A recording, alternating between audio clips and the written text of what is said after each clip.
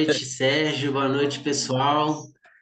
É um prazer enorme estar aqui com vocês hoje, nesse curso tão maravilhoso, tão importante, tão necessário. Então, meu boa noite a todas as pessoas aqui presentes. Eu queria começar, fazendo a minha autodescrição. Eu sou um homem branco, eu estou de barba, estou vestido com uma blusa marrom, né? É marrom, um pouco clara. O meu cabelo, ele é curto, da cor castanho, eu estou usando óculos de grau e eu estou sentado com um fundo de parede branca. E hoje eu tenho a alegria de estar aqui apresentando um pouco do que eu venho pesquisando na temática dos estudos sobre a branquitude, bem como a sua interface com a psicanálise. Eu agradeço demais, desde já, a presença de todas as pessoas que chegaram aqui, a todas as pessoas que amparam a existência desse curso, né? Em especial que eu estou vendo aqui o Sérgio, o Paulo, dá boas-vindas a quem entrou da ocupação, em especial aí a Gisele, a Leila, a Cris, né? Em nome de todo o Ocupa Nacional, mas especialmente o Ocupa Rio. E eu começo a minha fala, né, dizendo que defendi recentemente um trabalho de dissertação de mestrado aí na UFRJ, ou na UFRJ, orientado pela Mariana Molica, intitulado Lei dos Homens, a violência masculina na interface direito e psicanálise. E essa pesquisa de orientação psicanalítica, ela vai surgir e surge de uma leitura, né, sobre a incidência da repetição da violência masculina, especificamente aquela praticada em âmbito doméstico e familiar, no qual me proponho a investigar uma relação de causalidade entre o paradigma jurídico colonial e a subjetivação do imaginário masculino atravessado pelo ideal de brancura. E como que esse circuito fechado de reprodução, de repetição, ao invés de coibir, contribui para a incidência do ato violento. Eu sou bacharel em Direito, sou psicanalista, sou professor do curso de Direito, de uma disciplina chamada Psicologia Aplicada ao Direito. Então, esse recorte que farei da minha pesquisa hoje para que a gente possa começar a conversar diz respeito à temática da branquitude, que é uma temática que me interessa tanto a âmbito pessoal quanto a âmbito de pesquisa acadêmico, como também a temática da repetição.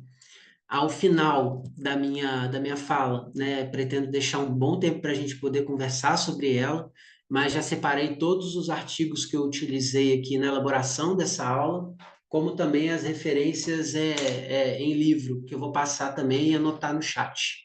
Então, para que a gente possa compartilhar aí também, porque por mais que seja um curso, eu vejo também como uma espécie de grupo de estudo, de troca, né, de aprendizado, de conhecimento, enfim, daquilo que eu venho pensando ainda bem incipiente. Sérgio ou Paulo, eu queria pedir a gentileza de vocês me autorizarem a compartilhar o material que eu produzi. Vocês podem me conceder o host ou o co-host, por favor? Um minutinho. Beleza.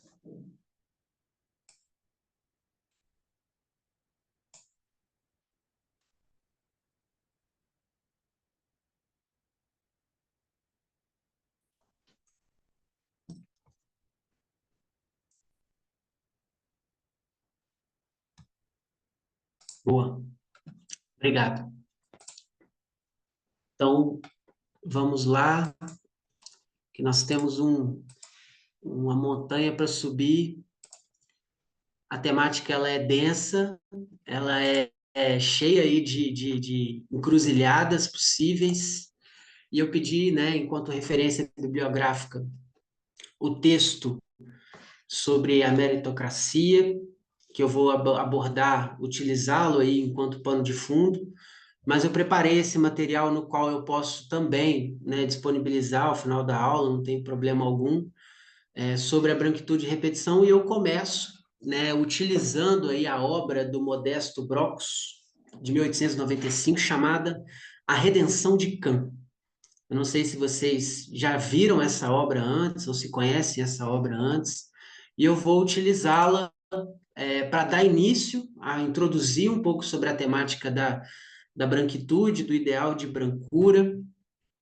Essa obra, feita pelo pintor espanhol, um homem branco, Modesto Brocos, em 1895, ela é tida, não foi no interesse de louvá-la ou de trazer ali a técnica, como ela é bem feita, ela é uma das obras mais preconceituosas da nossa escola brasileira. Por que que eu quis trazer a obra do Modesto Brocos? Para a gente poder começar a conversar. Porque essa obra ela foi feita logo depois, 7 anos depois da dita, né, abolição da escravatura no nosso país, e num contexto de instituição da nossa República. Então, segundo ali, a partir do século XIX, no momento em que surgiram as chamadas teorias científicas do branqueamento, que propunham ali como uma solução para a questão étnico-racial nos países colonizados a miscigenação da população, incluindo ali os imigrantes europeus, geração por geração, com o objetivo específico de mudar o perfil racial do país. Esta obra, né, produzida, vou voltar com ela aqui para vocês gravarem, eu vou trazer aqui algumas explicações sobre ela. Esse quadro, ele vai remeter à imagística cristã da Natividade, do qual se encontram 3 personagens nesse quadro. Da esquerda para a direita, uma senhora negra, descalça, sob um chão de terra, que ergue as mãos e os olhos para os céus, ao lado de uma mulher, né, com um tom de pele mais claro, que segura o seu bebê branco e no colo, e um homem branco à sua direita. Essas 3 personagens, ou 4 personagens, né, representariam as 3 gerações necessárias para que o Brasil se tornasse um país branco. Era essa a ideologia na qual se superaria a questão étnico-racial em um país que foi o que mais recebeu pessoas no regime escravocrata do mundo todo. Ao que tudo indica, né, o marido da mulher, um homem branco, à direita, seria o elo que permite, ou que permitiria, supostamente permitiria, o branqueamento completo dos descendentes da senhora, possivelmente escravizada, e assim a sua salvação, a salvação dos seus descendentes.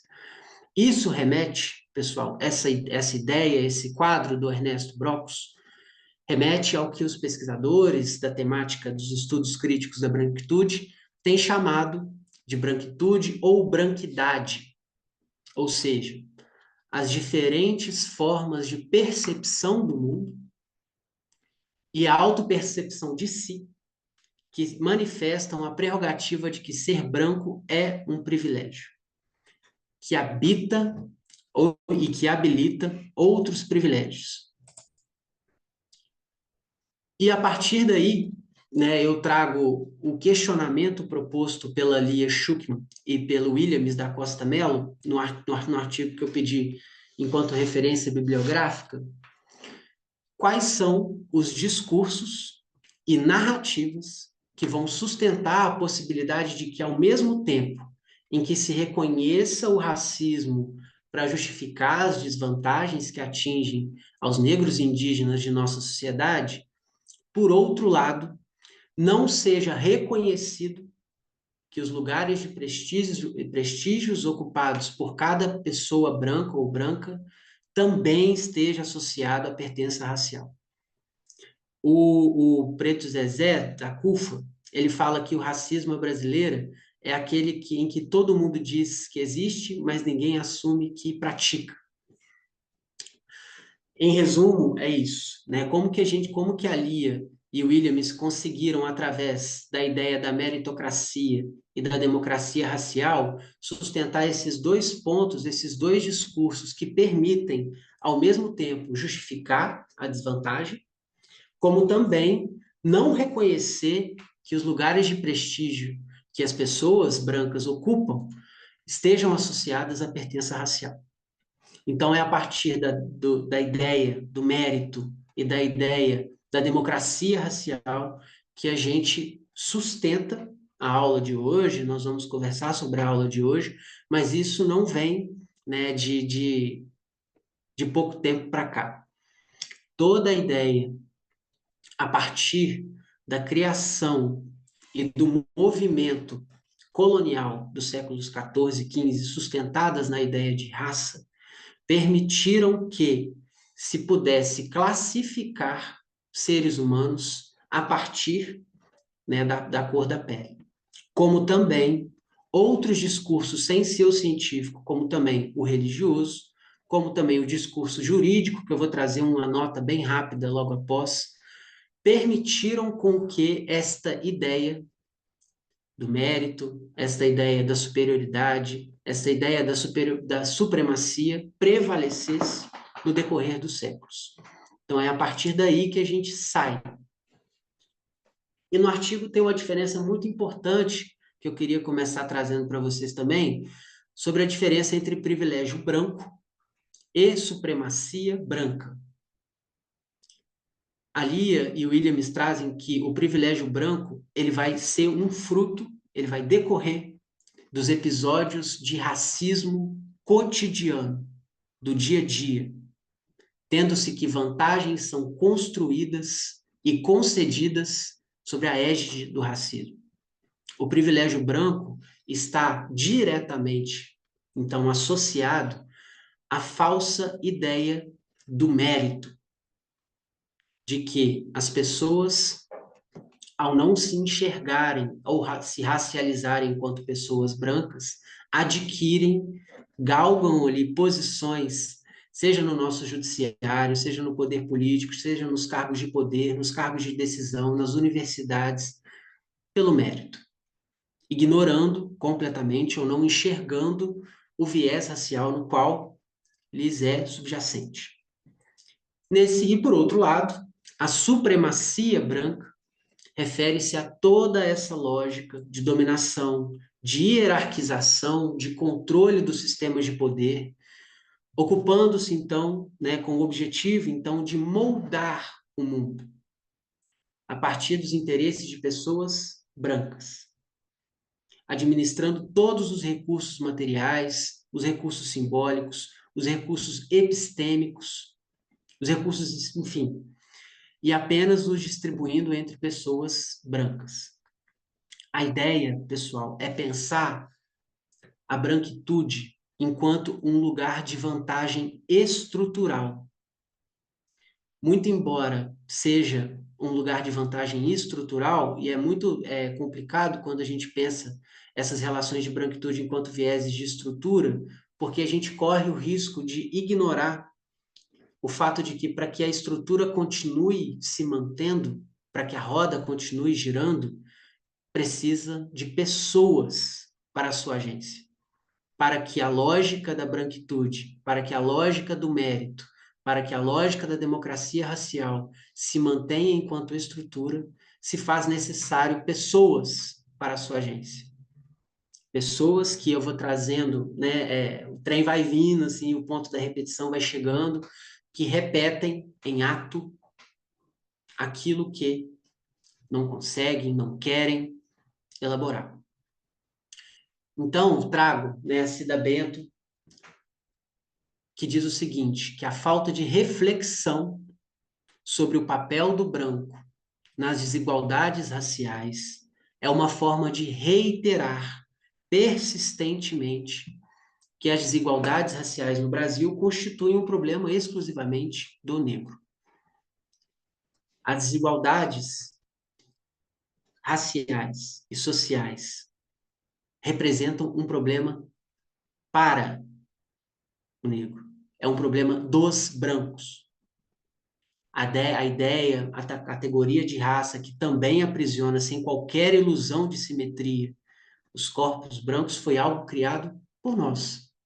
E que, né, na medida em que em que eu, por exemplo, me identifico enquanto homem branco, se faz necessário primeiro visualizar todo esse ecossistema de ideias, para que a gente possa, na medida né, das pesquisas, na medida da implicação, porque também essa lógica da branquitude não é fruto de uma completa ignorância. Existem pessoas extremamente inteligentes e estudadas que perpetuam essa lógica também. Passa por um lugar de interrogação, de não saber, inclusive. Então, vamos caminhando. Vamos conceituar, trazer um recorte, claro, né? Os conceitos são muito variados, mas o que representa, assim, para os interesses da aula de hoje, o termo branquitude, nesse sentido, vai se referir à prevalência das normas sociais, das normas culturais, das normas políticas brancas, as quais as maiorias étnico-raciais são confrontadas. Digo maiorias étnico-raciais no contexto brasileiro. Os estudos críticos da branquitude têm o seguinte objetivo: eles vão examinar, eles vão colocar o sujeito branco não na posição daquele que observa, de um grau zero, mas sim na posição daquele que é observado, daquele que é estudado, daquele que é problematizado. Então, os estudos críticos da branquitude vão examinar o modo em que o racismo estrutural e sistêmico, distinto do racismo ideológico ou psicológico, é correlato de uma identidade branca invisibilizada. Como tal, por ser definida enquanto universal, um ponto zero da identidade. Então, a ideia que é tributária de todo esse paradigma colonial foi colocar o homem branco nos seus atravessamentos também de linguagem, de gênero, de território, de sexualidade, de profissão religiosa, enquanto significante universal da humanidade. E esta ideia foi tida e trazida para cá em toda a agência colonial como que, né, como representação universal do ser humano. Ou seja, daqueles que não representam este universal, daqueles que não representam, têm esses traços, eram justificados novamente pelo direito, pela própria ideologia cristã, como não humanos, como objetos, os excluindo ali das gratificações socioeconômicas, das gratificações simbólicas associadas à branquitude. Então, assim como o sujeito racializado, o sujeito branco também é um produto do racismo, por favor, sem qualquer ilusão de simetria. Sem qualquer ilusão de simetria entre aquilo que perpassa um corpo branco e aquilo que perpassa um corpo não branco. O sujeito branco é um produto do racismo porque ele o cria, porque ele o sustenta, porque ele o mantém. E a produção de saber a partir de uma posição branca se revela parcial, se revela situada. A ideia dos estudos da branquitude é revelar o quanto que essa produção de saber, das mais variadas possíveis, jurídicas, psicológicas, sociais, históricas, é uma posição de saber parcial, é uma posição de saber situada em um tempo, em um espaço, a serviço de algo. O que, antigamente, né, os estudos sobre relações raciais não evidenciavam, justamente porque as pessoas brancas produziam, estudavam, pesquisavam sobre corpos não brancos e se deixavam invisibilizados, como se não fosse um problema deles e daqueles que pesquisam toda essa lógica. Então, a Edith Pisa, nesse livro Psicologia Social do Racismo, eu vou escrever no chat depois. Psicologia Social do Racismo, estudo sobre branquitude e branqueamento no Brasil, ele é organizado pela Iraí Carone e pela Cida Bento. A Edith Pisa, ela traz que ser uma pessoa branca te dá o privilégio de não ter que pensar sobre isso. É a possibilidade de você escolher entre revelar ou ignorar a própria branquitude. E ela traz alguns pontos, assim, do que é, né, essa identidade racial branca, ou como a psicanálise vai entender, se apropriar deste modo de gozo. É algo consciente apenas para pessoas negras. Há um silêncio em torno da raça, da etnia branca. Não se produz, não se fala. Entretanto, na medida em que não se fala, a gente consegue ver os efeitos, principalmente, no meu caso, né, no poder judiciário, no poder executivo, no poder legislativo, nos cargos de poder, nas universidades, enfim. A raça, para os estudos críticos da branquitude, não é apenas vista como diferença, mas sim como hierarquia. Essas fronteiras, né, são sempre muito elaboradas, são muito contraditórias. Há um contexto de ideologia e de prática da supremacia branca, com uma integração sempre parcial entre elas. A discriminação não é notada entre os brancos. A discriminação não é notada e os brancos se sentem desconfortáveis quando tem que abordar assuntos raciais. E aí eu vou trazer um exemplo pessoal meu. A primeira pessoa, porque eu faço parte do Ocupação Rio, e por um tempo eu atendi, né, pessoas encaminhadas com conflitos de terra na região de Maricá, no Rio, uma parceria com o MST. E a primeira pessoa que eu atendi era uma mulher. E quando nós, foi aquele nervosismo todo, né, eu tinha acabado de entrar na ocupação, quando a chamada abre, ela olha para a câmera, me vê e sai da sala. A primeira sensação que me deu foi um sentimento de vergonha. Depois de conversar com ela novamente, ela entra novamente na sala e diz que não se sente à vontade em fazer a análise com um homem branco. Foi aí, pessoal, que já estou dando as boas-vindas para a galera que vem, que está chegando na ocupação. A ocupação ele permite que a gente faça e se defronte com esse tipo de coisa. Porque foi a partir daí, eu acho que foi em 2020, não me recordo, 2021, se não me falha a memória, que eu comecei a me questionar sobre esse papel, sobre essa lógica da branquitude. Olha que eu entrei na pesquisa sobre o pensamento decolonial aqui na UFMG, em 2020. Então, eu fiquei um ano pesquisando, né, negritude, tipo assim, estou arrasando, né, pesquisando relações étnico-raciais. Na medida em que eu vou atender alguém, a pessoa fecha a câmera e fala que não se sente à vontade. Então, eu tive que me sentir extremamente desconfortável em ter que tratar do tema naquela época, porque era algo que eu tinha um completo desconhecimento e que reproduzia sem saber que reproduzia. Uma coisa é você repetir sem saber. A outra completamente diferente é você entender por que repete. Então, a partir daí, eu voltei o meu olhar para dentro e para fora, principalmente, e comecei a estudar a branquitude, né? Acho que fez mais sentido, né, para mim. Então, novamente, mais um conceito, que é os estudos críticos da branquitude, e aí a Ruth Frankenberg com a Edith Pisa também neste livro. Um lugar estrutural de onde o sujeito branco vê aos outros e a si mesmo. Uma posição de poder que não é nomeada, vivenciada em uma geografia social de raça, como lugar confortável e do qual se pode atribuir ao outro aquilo que não atribui a si mesmo.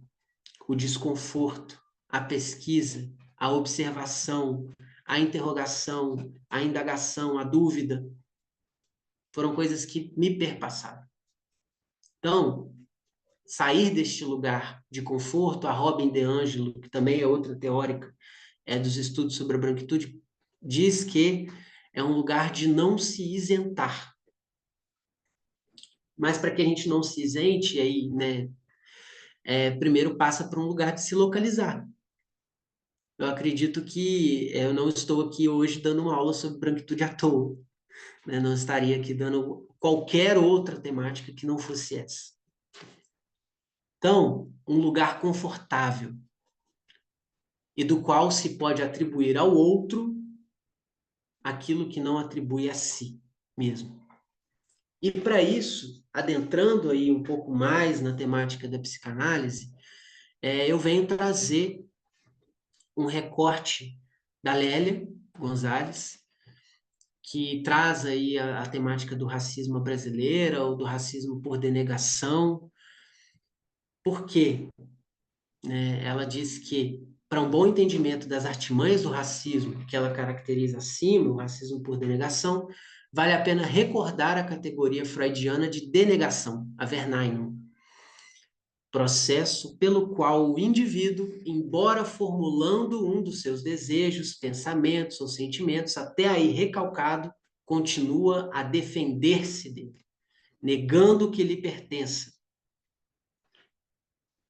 Enquanto a denegação de nossa ladino-americanidade, o racismo à brasileira se volta justamente contra aqueles que são o testemunho vivo da mesma, ao mesmo tempo em que diz não o fazer.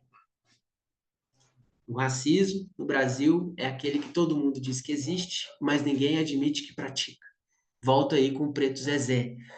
E por que eu trouxe essa citação da Lélia? Porque eu quero entrar com vocês, convidá-los a entrar na temática da repetição, mas acho importante trazer um recorte, fazer um pequeno jabá aí da dissertação, porque assim que tiver publicada, farei questão de mandá-la aí no grupo, para a gente poder ter acesso, ainda não foi publicada, mas eu faço uma provocação, e a ideia de produzir uma dissertação na interface Direito e Psicanálise é para a galera do direito ler também, principalmente também. Eu cunho a expressão direito como arma branca, pensando aí que ao longo de todo o período colonial brasileiro, o direito, que é tributário das ordenações filipinas, que é tributário dos códigos civis portugueses, que é tributário, nosso Código Penal, por exemplo, do Código Penal italiano, da época do regime de Mussolini, enfim, vai se atualizando, né? Ao longo de todo o período colonial brasileiro, tanto o conceito de homem quanto o conceito de cidadão obedeceu a uma lógica muito particular de segregação, na qual o pertencimento do indivíduo era definido em termos de vantagens sociais. O homem, né, que eu coloco aí, é o homem branco, cristão, patriarca, dono de propriedades, que se assemelhava juridicamente ao conceito de cidadão.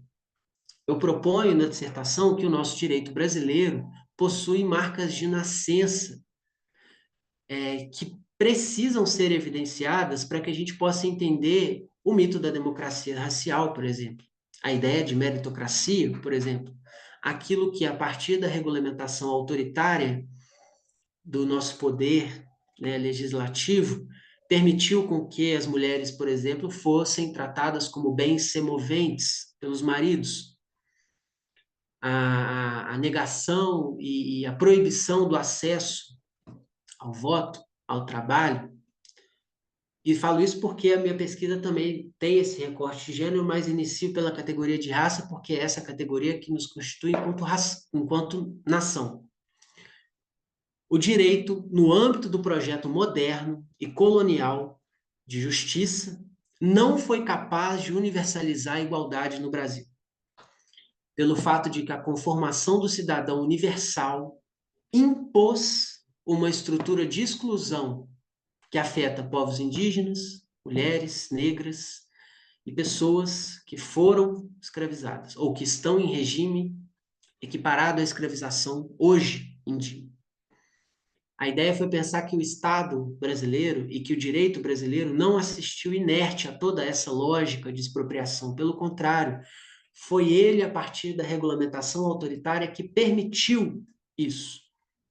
Até porque o regime escravocrata no Brasil era regulamentado por lei. O regime de negação de direitos às mulheres é regulamentado por lei.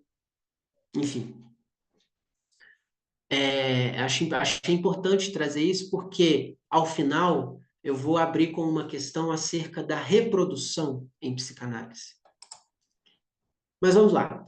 Repetição trouxe aí na imagem de fundo, né, uma representação do nosso país no divã, porque eu vi uma entrevista da Lélia Gonzalez naquele programa de entrevista do Marcelo Taz, que eu me esqueci o nome, me fugiu aqui a memória, dizendo que o Brasil, enquanto nação, é um país que não se deita ao divã. É um país que está condenado a repetir inúmeras e inúmeras vezes as suas mazelas, as suas, enfim, todo o regime de expropriação de direitos e de segregação, tendo em vista que não há um processo de elaboração, não há um processo de fala, de escuta, daqueles que perpetuam essa lógica. Então, eu trago um artigo da Andréa Guerra, que também vou disponibilizar um trecho do artigo, né, ao final aí no nosso chat, que ela diz o seguinte: a incidência mortífera de uma repetição histórica que, traumaticamente negada, insiste em se inscrever a contragosto nas páginas da história brasileira. Ora, o que se passa no contexto nacional, e é uma pergunta, né? O que se passa no contexto nacional que torna tão esmagadoramente violento, seja pela ambivalência, seja pela negação, o racismo brasileiro? Por quê? Né? E a pergunta que acredito e aposto na resposta, claro, né, sem correr o risco dos perigos de uma história única, a resposta e a aposta da psicanálise. O que se passa no nosso contexto nacional que torna tão violento, seja pela ambivalência, seja pela negação, o nosso racismo?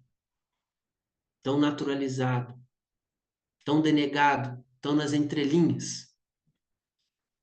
Acredito que o movimento, que também faz parte de todo esse processo de questionamento, de interrogação, o movimento de pessoas que se identificam enquanto pessoas brancas, é fundamental para a mudança dessa lógica. Não desconsiderando, claro, né, e sem qualquer pretensão de salvacionismo branco, tá, gente? Eu só estou convidando as pessoas brancas que não iniciaram e que não pensam em si através de um viés racial à conversa, ao debate, ao questionamento, para que se somem a partir de toda a sua lógica, a partir de todos os seus privilégios, a desmantelar esse processo, aonde quer que estejam, na política, no direito, na psicanálise, na economia, na história, recontar isso. Então, a incidência mortífera de uma repetição. E aí eu fiz um pequeno sobrevoo, muito pequeno mesmo, até porque não daria tempo para poder trazer com complexidade assim toda essa história, a repetição em Freud, que se divide, né, da repetição em Freud até 1920, com a publicação de Além do Princípio do Prazer, e a repetição pós-Freud, pós-publicação de Além do Princípio do Prazer. E aí, 4 artigos para quem quiser se aprofundar na temática. Primeiro deles é a Comunicação Preliminar, de 1893, que, muito embora não conceituada a repetição, o Freud já comunica, né, que os histéricos, que as pessoas histéricas sofrem de reminiscências, por exemplo. E aí, de 1912, a dinâmica da transferência, porque neste primeiro período de teorização freudiana, a repetição está muito ligada e muito associada à ideia de transferência. O artigo de 1914, Recordar, Repetir e Elaborar, que no livro da Lúcia Grossi dos Santos, o conceito de repetição em Freud, ela destrincha esse artigo todo. E também Observações sobre o Amor Transferencial, de 1915. São 4 artigos. É muito legal assim, perceber como que por mais que a ideia, né, da teoria, da teorização freudiana seja feita de vai e volta, né, ele sempre relê a sua própria teoria, ele traz novos elementos.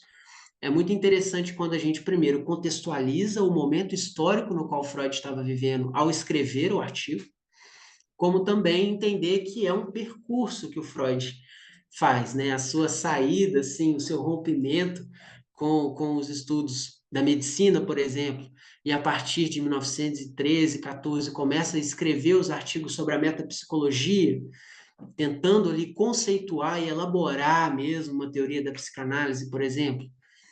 Então, o artigo Recordar, Repetir e Elaborar, de 1914, está inscrito nesse contexto histórico da produção do Freud, no qual ele denomina artigos sobre a metapsicologia, no qual ele se imbui da tarefa de se conceitualizar, de trazer os conceitos principais da sua descoberta do inconsciente, que se inicia ali em 1899, 1900, com a publicação da Interpretação dos Sonhos. Então, vamos primeiro nesse primeiro ponto, até 1920. Repetição associada ali à transferência, a repetição associada a uma manutenção do princípio do prazer. Então, a gente pode pensar que em 1914, nesse texto, Recordar, Repetir e Elaborar, o conceito de repetição deu entrada nos escritos freudianos, mas a gente não se esquece, não pode se esquecer, de que essa ideia vai estar presente, por exemplo, no artigo de 1896, eu acho que nas neuropsicoses de defesa, o Freud trata um pouco da temática da repetição, por exemplo, muito embora não conceituado. Então, a gente percebe, né, a partir da leitura do artigo do Freud, que a transferência entre o que ele denomina, né, o médico e o paciente, mas entre o analista e seu analisando, é apenas um fragmento da repetição. E que a repetição, até 1920, é uma transferência do passado esquecido. O que isso quer dizer? O analisando, a analisanda, transfere ao seu analista, à sua analista, um passado no qual ele não se recorda. E como que ele faz isso? A partir da repetição em ato. No momento em que, a partir do fenômeno transferencial, no decorrer da análise, no atravessamento do fantasma, igual o Lacan fala, a pessoa, analisando, elabora o que ela repete em ato, aquilo dá um sentido. Aquilo cria um sentido para ela. Só que, e aí vou dar um pequeno salto, né, mas já vou convidar vocês à leitura desses artigos, como também as referências que utilizei para preparar a aula. O Freud estava vivendo um momento do final da Primeira Guerra Mundial. E ele começa a receber em seu consultório pacientes, analisandas, que retornam dos campos de batalha. E ele começa a se questionar sobre a soberania do princípio do prazer. Por quê? Esses pacientes, essas pessoas que chegam dos campos de batalha começam a relatar sonhos traumáticos. Sonhos no qual o que antes Freud acreditava que serviam para se manter o princípio do prazer, para se manter essa homeostase, retornavam noite a noite, assombrando essas pessoas. Então, Freud começa a se questionar se o princípio do prazer é tão soberano assim, ou se existe algo que se sobrepõe a ele, o que aponta ali para além de um princípio do prazer. E aí, pós-1920, vou fazer uma pequena digressão ali em 1918, 1919, mas principalmente pós-1920, com a publicação de Além do Princípio do Prazer, e aí recomendo a leitura desses 3 artigos. Linhas de Progresso na Terapia Psicanalítica, 1918, que ele diz que eles... É muito massa, assim. Ele diz que eles precisam rever, nós psicanalistas precisamos rever o andamento da nossa teoria. Então, ele anuncia aí, né, o prenúncio de uma mudança, de uma virada na teoria da psicanálise, que começa a partir da publicação do Estranho, do Unheimlich. O Freud ele vai suspeitar a predominância, né, e trouxe essa citação aqui de 1919, é possível reconhecer na mente inconsciente a predominância de uma compulsão à repetição, procedente dos impulsos instintuais e provavelmente inerente à própria natureza dos instintos. Uma compulsão poderosa, Freud vai chamar de daimoníaca, de daimonisch, né, de destino. A própria natureza dos instintos, uma compulsão poderosa o bastante para prevalecer sobre o princípio do prazer. Então, em 1919, o Freud faz essa virada na sua teoria, destronando o princípio do prazer da sua soberania, entendendo que, emprestando a determinados aspectos da mente o seu caráter demoníaco, ou daimoníaco. E ainda muito claramente expressa nos impulsos das crianças pequenas, uma compulsão que é responsável também por parte do rumo tomado pelas análises de pacientes neuróticos. Vamos aprofundar nisso. Então, 1914, recordar, repetir e elaborar. Para Freud, o sujeito está impedido de recordar o que esqueceu e recalcou, expressando-se por meio da ação repetida. Mais uma citação. Aprendemos que o paciente repete ao invés de recordar e repete sobre as condições de resistência. Podemos agora perguntar o que é que ele de fato repete ou atua. A resposta é que ele repete tudo o que já avançou a partir das fontes do recalcado para sua personalidade manifesta. Suas inibições, suas atitudes inúteis, seus traços patológicos de caráter.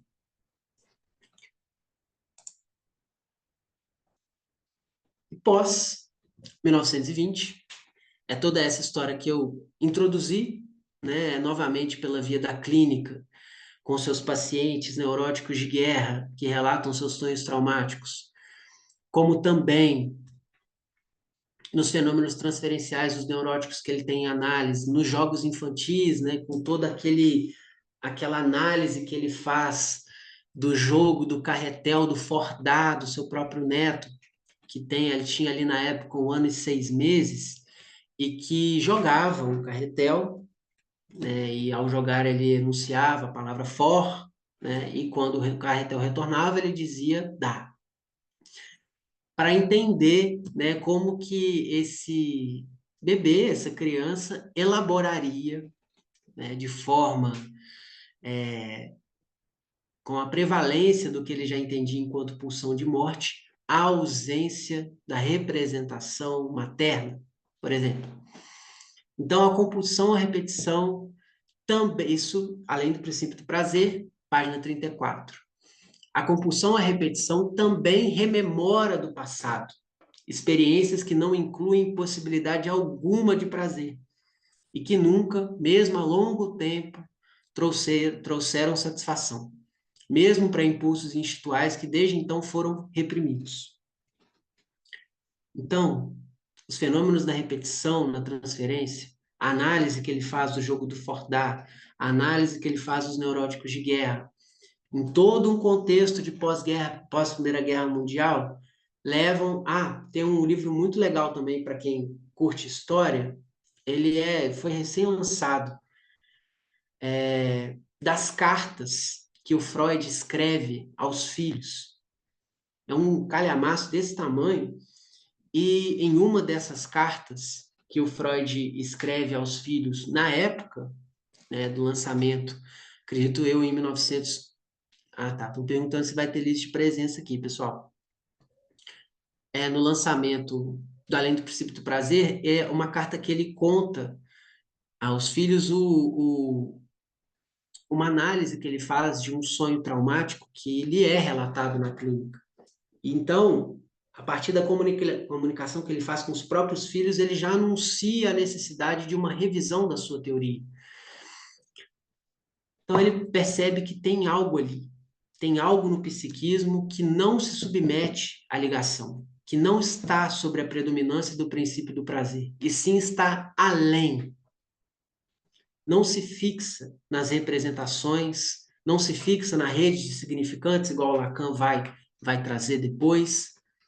Está para além da significação, está para além do racional, que existe uma força constante, tendo em vista a própria característica, a drang da pulsão de ser uma força constante, né, constant Kraft, que governa o sujeito, que vai assujeitar essa pessoa. E aí, quando Lacan, em 1964, pós-excomunhão, né, da IPA, decide retomar os conceitos freudianos, ele inaugura a repetição enquanto um dos conceitos fundamentais da psicanálise. E quando ele comenta o artigo freudiano de 1914, o Lacan ele se interessa muito pela relação da repetição. Aí o alemão, para mim, não rola muito, acho que é Wiederholung, com a rememoração, que é o Erinnerung. Então, a relação da repetição com a rememoração, indicando que ela se estabelece até o limite do real. O que isso significa, ou quais são os significados possíveis até aí? A ideia, pessoal, que o Lacan traz é uma relação entre repetição, rememoração, o universo simbólico, imaginário do sujeito, e o real. A rememoração, aquilo que o sujeito consegue rememorar, tem um limite. Até que ponto esse sujeito consegue rememorar os acontecimentos do seu passado? E esse limite, para o Lacan, é o real. Então, rememorar para Lacan seria repetir numa sequência, numa cadeia significante, na qual algo ali que não era representável no aparelho psíquico faz com que o ato de evocar uma memória produzisse lacunas que não eram ocupadas pelo universo simbólico do sujeito. Então, apesar, né, da relação entre recordar, rememorar e repetir, o Lacan traz uma diferença fundamental. Primeiro ponto, o limite da rememoração é o real. E o outro, nessa ocasião, eu lhes mostro, nos textos de Freud, que repetição não é reprodução. Jamais qualquer oscilação sobre esse ponto, Weiderholm, não é reproduzirem. Reproduzir é o que se acreditava poder fazer no tempo das grandes experiências de catarse. As experiências de catarse que inauguraram ali a técnica psicanalítica nos primórdios, né? Com Freud, o Boyer, o Brauer, seria de provocar na pessoa analisada, ainda tida enquanto paciente, uma catarse, uma liberação daquele conteúdo traumático. Então, reproduzir é o que se acreditava poder fazer nos tempos das grandes experiências de catarse, porque encontra esse limite, que é o real. Só que eu proponho na dissertação a retomada de um termo que, pela própria estruturação da teoria psicanalítica, foi deixado um pouco de lado, muito embora não invalidado, muito embora não negado, muito embora não desacreditado, que é o termo da reprodução. E aí, vou deixar aqui também a referência de um livrinho pequeno, mas é desses que você lê uma página por semana, que se chama A Repetição da Experiência Analítica, da Colette Soler. Esse livro foi o que eu mais utilizei na dissertação, muito embora, né, claro, no seminário 11, seminário 7, a Colette Soler, ela retoma os escritos lacanianos desde o seminário 2, na temática da repetição, e ela vislumbra ali esse termo que foi um pouco deixado de lado, e que o Lacan retoma só em 1973, num texto que ele denomina televisão. O Lacan vai mencionar que aquilo que se reproduz são os hábitos. E a sua função está no nível da gestão dos corpos. Os hábitos aprisionam, os hábitos canalizam a libido em vias estáveis, sempre as mesmas. que fabricam, no fundo, as inércias libidinais. Então, diferentemente do ethos, da ética, a reprodução está a serviço daquilo que se tem enquanto hábito, enquanto aquilo que está inerte e que foi estruturalmente cultivado. Na dissertação, eu proponho que o direito está a serviço da reprodução, como também a lógica da branquitude. A ideia da branquitude está a serviço do hábito, da inércia estruturalmente cultivada, regulada. Só que elas vão deixar um lugar para repetição, enquanto possibilidade, porque essa regulação ela é falha, ela é não toda. Ela permite a passagem para o além do princípio do prazer, para a possibilidade de se elaborar e de se falar aquilo que não se consegue nomear. E aí eu vou trazer uma pequena citação da Colette nesse livro, só para ilustrar a ideia da reprodução. Por isso, a reprodução é um dos maiores problemas e insuficientemente percebido nas instituições analíticas. Por quê? Porque se o hábito é o regulador das condutas, se ele se impõe contra o choque das singularidades, o hábito também mata o pensamento. Ele próprio é aquilo que chamarei de pensamento impensado, corporalmente assimilado e colocado em ato. Tudo isso para dizer que a reprodução está em toda parte e que um bom número de reproduções não são repetições. Só são na medida em que essa regulação é não toda, ela é falha. A razão disso é de estrutura. O que se reproduz pode estar, e está, muitas vezes, a serviço do princípio do prazer, isto é, da regulação, da mínima tensão, das homeostases. Qual a relação, então, que eu proponho para nós aqui enquanto abertura?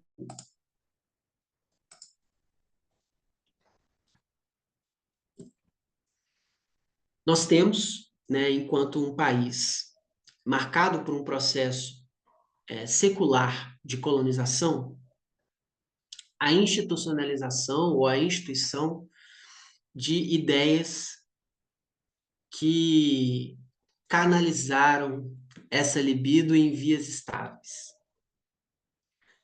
que está a serviço da gestão dos corpos, que está a serviço de manter essa estrutura sempre a mesma.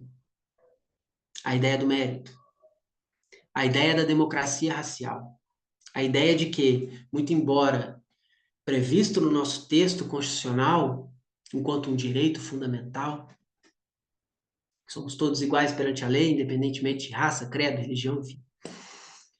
Independentemente disso, a ideia é que essas instituições e essas ideologias estão a serviço não da repetição, estão a serviço da reprodução, estão a serviço da manutenção do estado de coisas como estão.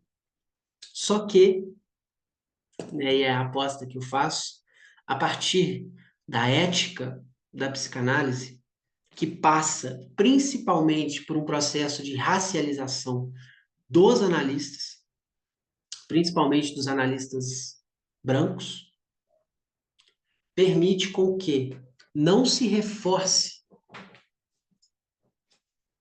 essas identificações que, conforme o Fanon menciona, fecham o branco na sua brancura e o negro na sua negritude. A ideia proposta, né, na aula de hoje, e abrindo assim para que a gente possa conversar, é qual é o lugar do analista, qual o lugar não só da psicanálise, mas daqueles que sustentam o discurso da psicanálise, seus consultórios, na rua, nos projetos de extensão, o que cabe a nós, principalmente aqueles que se identificam com a branquitude. Como que a gente pode abrir espaço para o novo Como que a gente pode abrir espaço para o inédito se a gente sustenta essa lógica de reprodução?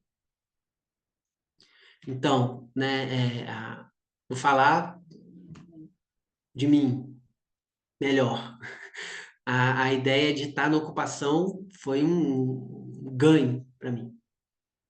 Desde a época em que eu me senti envergonhado e embaraçado por aquele caso que eu contei para vocês, como também das supervisões que participei, dos grupos de estudo, num processo um pouco solitário até, de racialização enquanto homem branco. Análise pessoal, claro, né? Porque justamente foi nessas análises e nesses encontros em que eu pude sustentar semanalmente ou quinzenalmente essa interrogação do que é ser, né? Tem uma parte da dissertação que eu trago um conceito do teórico marxista mexicano que se chama Davi Pavón Cuéllar. O Davi Pavón Cuéllar, ele tem um conceito que se chama decolonização imaginária. E ele pega os ainda condenados da terra do Frantz Fanon para dizer que os movimentos de emancipação, os movimentos decoloniais, ao invés de permitir uma real emancipação das antigas colônias, contribuíram para a instauração do regime neoliberal nelas. Por quê? Não houve a possibilidade da garantia de um espaço, de uma iância para que essa nação se questionasse enquanto nação. E aí eu faço uma aproximação um pouco ousada demais sobre a lógica de subjetivação masculina atravessada pelo ideal de brancura, questionando um pouco esses movimentos políticos de hoje em dia que buscam aí o sagrado masculino, que buscam aí movimentos, seja ele Red Pill, sejam eles os esquerdomachos, numa busca de uma resposta rápida demais e que não abre a possibilidade para uma interrogação. O que é ser um homem branco? Ocupar esse espaço da crítica como também algo fundamental. Então, a ideia assim, de uma novidade, né, de uma possibilidade de continuar essa pesquisa de mestrado, está justamente em trazer, muito embora a repetição seja um conceito fundamental da psicanálise, trazer o que se reproduz também. E como que essas instituições que nós temos hoje contribuem para que essa lógica se reproduza, inclusive a jurídica. Bom, vamos trocar uma ideia, vamos conversar. Agradeço demais a atenção de vocês, sempre muito bom estar aqui, sempre também é uma honra para mim, e quero abrir para que a gente possa trocar ideia, vamos conversar. Obrigado, gente.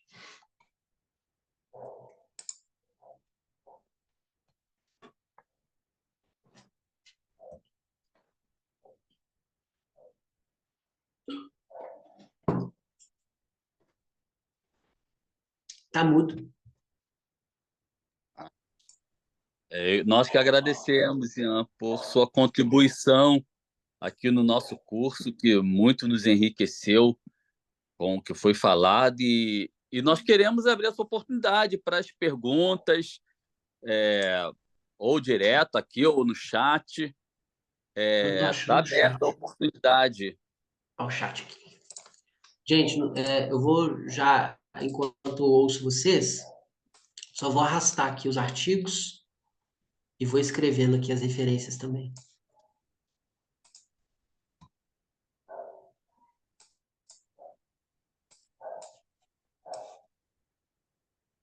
Tem uma pergunta aqui, se você indica a leitura sobre o termo racialização. Ah, sim. O artigo, principalmente, esse diagnósticos sociais da branquitude. Tem um artigo dentre esses 4 que eu mandei, que se chama Diagnósticas Sociais da Branquitude. Ele é do Pedro Ambra. Pedro Ambra, que inclusive pesquisa sobre masculinidades, né? E ele, deixa eu ver quem que perguntou, ele, Larissa, traz, né, um pouco dessa conceitualização. Eu coloquei também o artigo feito pela Mariana e pelo Fábio, que é direcionado especialmente àqueles que têm interesse por atender, né? O artigo se chama O Racismo e a Recusa da Transferência.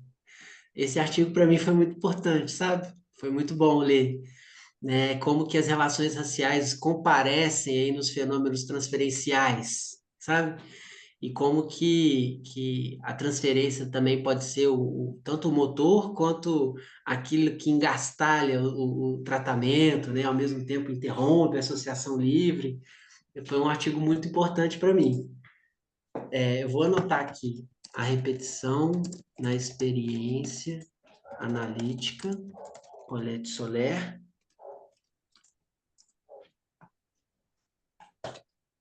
conceito de repetição de Freud, da Lúcia Grossi,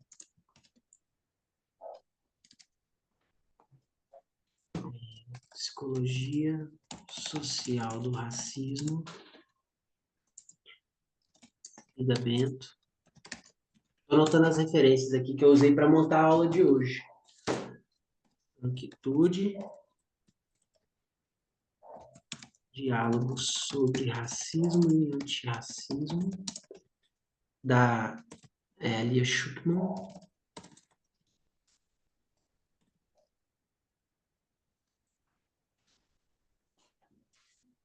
Esse aqui, gente, para quem tiver, assim, já lido ou não, que do direito a gente chama de letra fria, né? Para quem não leu ou já leu o original dos textos do Freud e do Lacan, esse livro aqui eu acho muito bom para poder estudar. Ele se chama Os Quatro Conceitos Fundamentais da Psicanálise Comentados. Ele foi organizado pelo Marcos do Rio Teixeira, lá da Associação do Ato Analítico de Maringá, Paraná. Então, vou...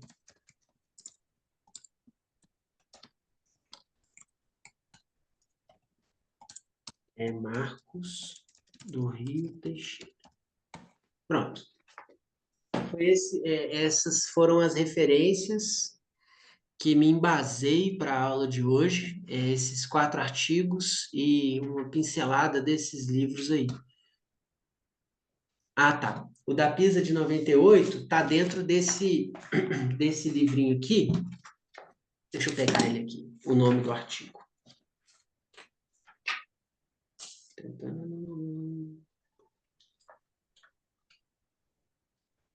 Esse aqui. Porta de vidro, entrada para a branquitude.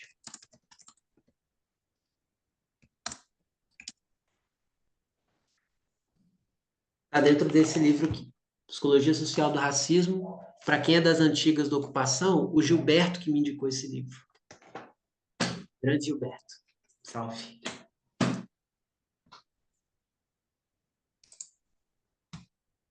Questões, pessoal?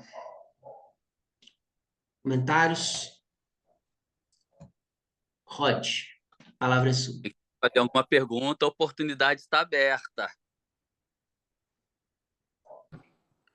Tem uma questão em relação a esse se reconhecer branco, né? Porque aqui no Brasil eu sou branco, né? Você é branco, mas quando a gente vai para a Europa, por exemplo, né? Eu já tive a oportunidade de fazer intercâmbio pelo governo e tal, e a gente lá é latino, né? Se a gente falar que é branco, tem aquela cena lá icônica, né? De Bacurau que os gringos riem, né? Quando o pessoal lá fala que é branco, né?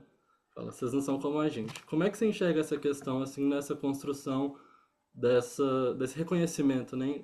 Enquanto corpos brancos, assim? Muito boa a sua questão, porque é muito... Acho que para responder ela, eu vou ter que me valer da criação de um terceiro espaço, sabe, Rod? Porque a gente consegue pensar a estrutura da branquitude associada ao racismo à brasileira e como que nós, né, pessoas brancas brasileiras ou latinas, não somos vistas enquanto pessoas brancas lá fora, tendo em vista que, historicamente, o ideal de humanidade, né, foi criado lá, ou o falso ideal de humanidade, ou o pretenso ideal de humanidade, criado com o objetivo histórico, né, de se subjugar, de se silenciar, de se subalternizar as pessoas que residem aqui no sul global, né? Então, como que eu penso essa diferença? Eu acho que quando a gente localiza, quando a gente localiza o saber e torna esse saber geopoliticamente localizado, a gente consegue ter uma ideia um pouco mais precisa de como funcionam essas artimanhas, né, que a Lélia Gonzalez traz, ou essas estruturas do racismo em cada localidade.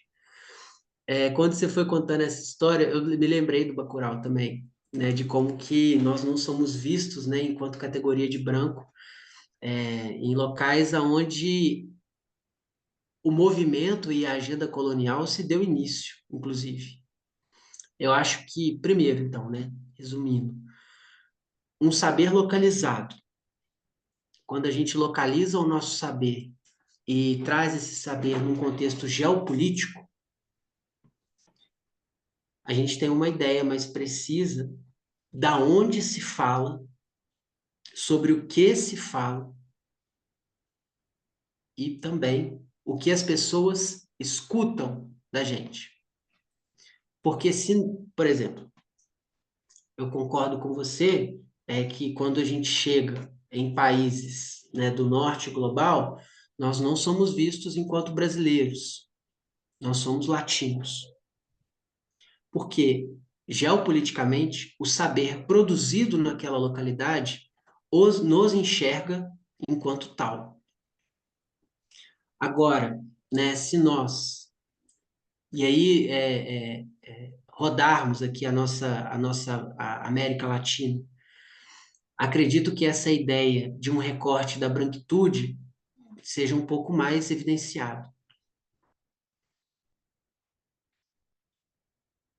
Beleza? A Natália, Sérgio, rolou uma pergunta no chat aqui. Eu posso ler? Você lê? Não te ouço. Pode ler sim. Bom, a Natália Mata escreveu o seguinte: fiquei pensando na questão da negação barra desmentido. A gente pode considerar a negação racista como uma repetição que perpetua o racismo? Não só a negação da existência do racismo, mas do desmentido em relação ao saber vindo de pessoas negras, especificamente mulheres. Caramba, muito boa questão. A gente pode considerar a negação racista como uma repetição que perpetua o racismo?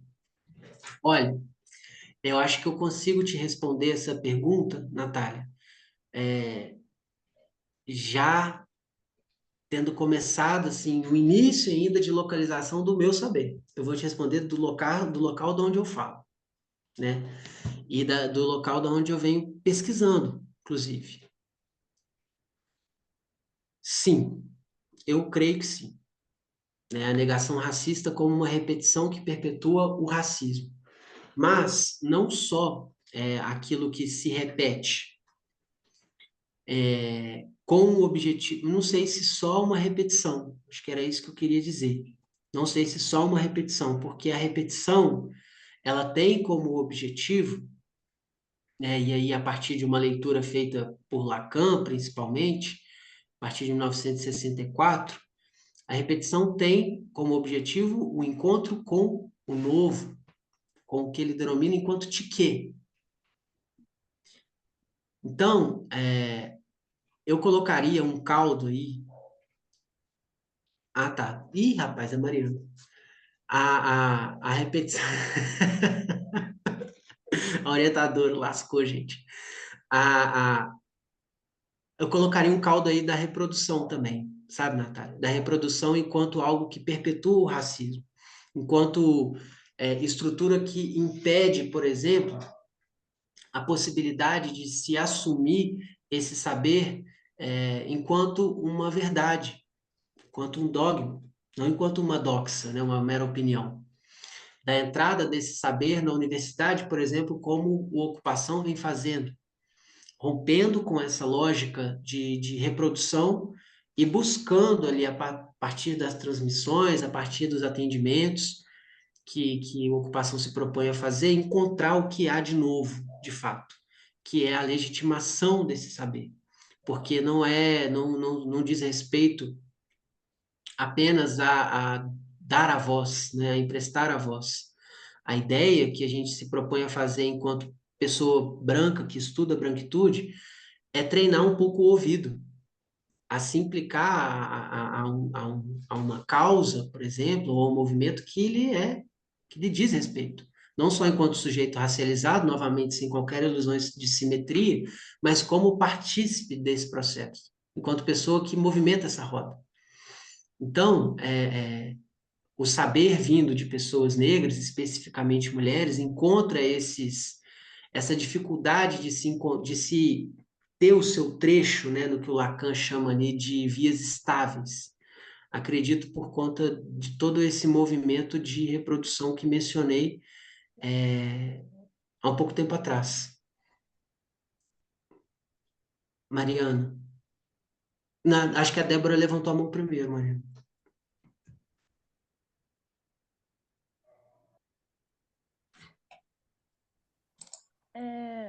O que eu vou falar, assim, acho que talvez seja mais na ordem de um comentário do que uma pergunta, não sei. Mas achei muito interessante essa, esse aspecto da repetição, né, da reprodução, assim, né, com essa questão da branquitude, assim, que era algo que eu ainda não tinha contato, achei muito, muito interessante. E eu fiquei pensando bem, assim, junto com a Natália, assim, nesse lugar do tipo, então, se esse aspecto da repetição, né, funciona mais interligado a essa questão, né, né, da branquitude, se o racismo funciona muito nesse lugar mesmo da repetição dessa coisa do traumático, assim, da denegação, assim, fiquei pensando nisso, assim, nesses aspectos da repetição, achei muito interessante dessa diferenciação, assim, e vou querer ler mais, assim, gostei muito de ter acesso a essa referência, assim, que você deu pra gente. Legal. Eu acho que seria legal esse ponto do traumático que você traz, Débora, e queria pedir ajuda aí à universitária Mariana, porque ela tem uma tese sobre isso, né, sobre o gozo racista, que eu queria, além de passar a palavra para ela, solicitar aí a contribuição dela também. Por favor, Mariana.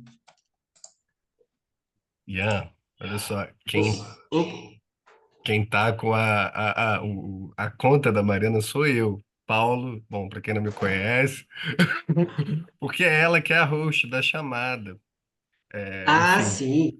a gente só consegue Melhorou gravar, bastante. fazer com a conta dela. Então, desculpe se eu te decepcionei, meu querido. Pelo contrário.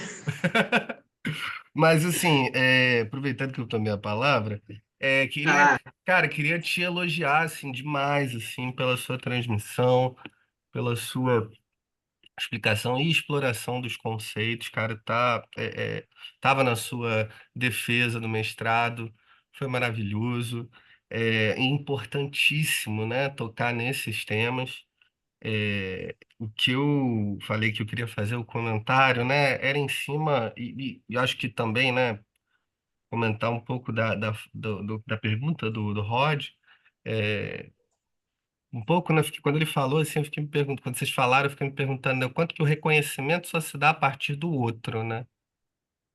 Então, é, e como é que, e aí eu acho que meu comentário vai fazer uma espécie de nó, mas é a seguinte, né, você fala em dado momento na sua aula, né, como é que tem uma diferença muito grande entre repetir sem saber, né, que é alguma coisa que está nesse plano aí do gozo, com certeza, e saber por que repete. Tem uma diferença. Eu acho que essa diferença é fundamental, né, para tanto para uma coisa quanto para outra, assim, pelo menos para a gente um pouco se situar nesse lugar aí da branquitude, nesse lugar aí de privilégio, de sair desse repetir sem saber, e se não sabe goza, né? E pro não saber por que repete. E eu acho, e aí, né, acho que a experiência, né, que o Rod traz, que vocês trazem da coisa do quando a gente vai lá para fora, a gente não é mais branco, a gente vira outra coisa, né? Eu acho que é uma experiência que permite que uma lacuna apareça. Essa lacuna mesmo que você explora, né? E acho que quer explorar, acho que no tratamento dessa questão, né? Enfim, da reprodução aí da branquitude, né? E do racismo. É, enfim, e acho que isso você vê isso também na tua prática, né? Lá com a Casa da Palavra, né? Poder falar um pouquinho disso aí também, achava legal. Uhum. Um abraço, meu querido. Tá, tá. Bom, pessoal, é um comentário muito rápido, né? Eu falei com vocês que eu sou do direito, né? Minha graduação não é em psicologia, mas estou na psicanálise aí já vai fazer quase 7 anos.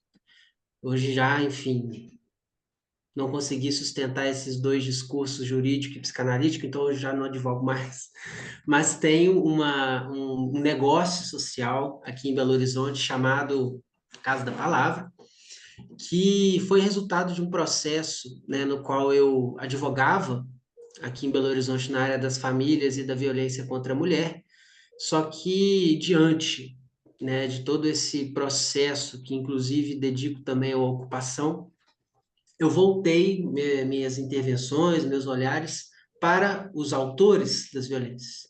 Então, é um negócio social que tem como objetivo a criação de espaços de troca, de conversa reflexiva para homens processados pela Lei Maria da Penha, no que a gente chama de grupos reflexivos de gênero.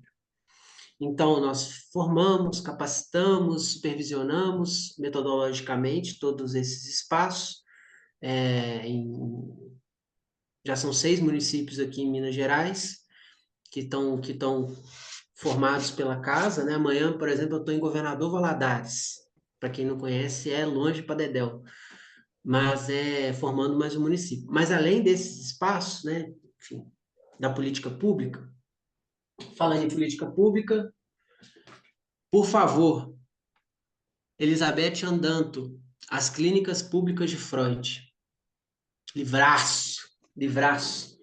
Eu estou tentando pensar qual é o lugar da psicanálise dentro desses dispositivos de escuta e atenção ao homem autor de violência.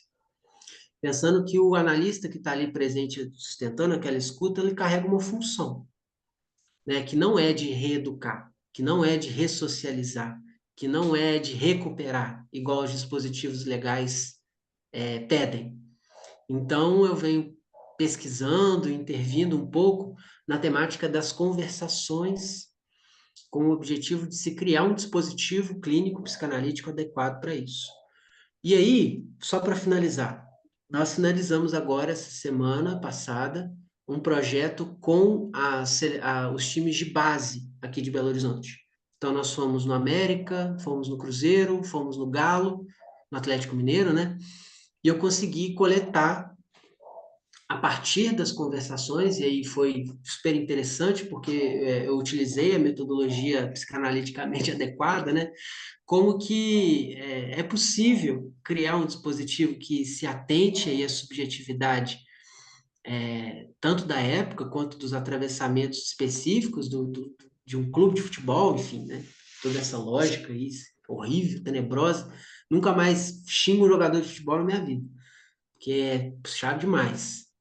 Então, a notícia é essa, que estou aqui em Belo Horizonte, disposto também a trocar sobre isso, conversar sobre isso, de se pensar espaços de escuta pelo viés da psicanálise para homens, autores de violência contra a mulher. Oi, Luísa. Oi, com licença, gente. Boa noite.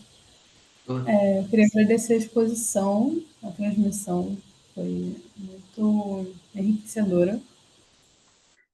Mas eu acho que eu vou fazer mais um comentário, não é exatamente uma pergunta, são tipo pensamentos que estão passando na minha cabeça, sabe? Bora lá. Não, que eu não sei nem como elaborar isso, na verdade. Mas eu vou tentar. Fico com. Eu tenho lido. Eu vi que a sua aproximação com o tema vai muito pela, por Freud e por Lacan, né? Mas eu fico pensando que o Ferenczi também tem muito a contribuir com essa discussão das relações étnico-raciais e a criação desses dispositivos de, não sei se dá para chamar de dispositivo, assim, que são conceitos, né? Mas dessa hierarquização, assim, de registros, não sei como falar. Meu Deus, é difícil falar sobre isso. Mas e aí ele fala uma coisa da repetição traumática, né, que o desmentido produz o trauma, e fico com uma questão assim de que parece que na cena traumática tem uma coisa dos dois das duas pessoas da cena de certa forma estarem sofrendo efeito de um trauma, sabe? Uma porque ela foi traumatizada e ela tende a repetir o trauma por ter se identificado com seu agressor, então ela produz trauma e vai traumatizar outras pessoas também, né? Vai produzir violência em outras pessoas. E aí eu fico me questionando em relação a isso, que tipo de traumas que a estrutura da branquitude, a maneira de funcionar da branquitude está produzindo também nos sujeitos brancos, que pode ser uma coisa esquisita de falar, assim, porque obviamente as pessoas que são racializadas como negros, enfim, indígenas, amarelos, enfim, não brancos, sofrem bastante violência em decorrência disso, né, da existência dessa hierarquia, né? Mas eu fico me questionando também que tipo de traumatismos a gente também não está produzindo nos sujeitos brancos por conta da violência que é perpetuada, né, e reproduzida pela estrutura da branquitude. Então, que tipo de violência que você poderia estar, ou que tipo de eu não sei nem como verbalizar isso, mas assim, o que a gente estaria deixando de lado assim do laço social ao seguir apostando na maneira de funcionar da branquitude, sabe? Uhum. Eu E, não sei se isso fez o menor sentido, assim, na verdade, mas enfim, bora joguei lá. aqui. Tá. Nessas referências que eu mandei de artigos, de PDFs, o último deles, que é o artigo da Mariana e do Fábio, tem uma seção do artigo que é contribuições ferencianas para o debate, que pode te interessar. E assim, não sou leitor de Ferenczi para poder trazer uma leitura de Ferenczi sobre o debate. O que sinto muito, mas enfim, trago quem escreve sobre, que é a Mariana e Fábio, que trouxe essa leitura que pode ter utilidade para você. Agora você falou sobre um ponto que eu vou ter que fazer algumas ressalvas antes de dar início. Primeiro, eu falei algumas vezes, né? Não é a minha intenção aqui ter a ilusão de que as violências e os traumas são simétricos. Se a categoria de raça é relacional, se o gênero é relacional, igual a John Scott fala, é enquanto relação de poder. E a Lugones vai falar isso também. A Maria Lugones no Rumo ao Feminismo Decolonial, que é um artigo dela. Então, quando a gente trata essas relações enquanto relações desiguais de poder, nós já estamos cientes e localizados de que a gente não vai ter muita simetria entre elas. E a segunda ressalva: por mais que seja uma relação de poder, de privilégio, de locais estruturalmente privilegiados, é possível que a gente analise também o sofrimento inerente a esse lugar. É possível. Tanto que, né, quando estamos aí atendendo na clínica, isso é algo que chega enquanto questão para nós. Então, novamente, né, o analista, a pessoa que sustenta o discurso da psicanálise, ciente da ausência de simetria entre essas relações, ciente de que é possível ouvir e dar encaminhamento a essa queixa e transformá-la numa questão, a gente consegue trazer um pouco desse traumático. E aí eu trago um pouco desse traumático na dissertação, pensando um pouco sobre as masculinidades. Por quê? Muito embora ainda mais porque eu facilito e estou ali na direção desses grupos reflexivos. Há um ideal de masculinidade, que a Conel vai chamar de masculinidade hegemônica, que perpassa por esse ideal de brancura. Um ideal que é inatingível. Um ideal que se sustenta, que a Flávia Bonfim vai mencionar no livro dela, que se chama Tornar-se Homem, Ressonâncias do Declínio do Ideal Viril na Sexuação. A Flávia Bonfim vai dizer que os homens sustentaram suas garantias em uma cultura de ficção. Por quê?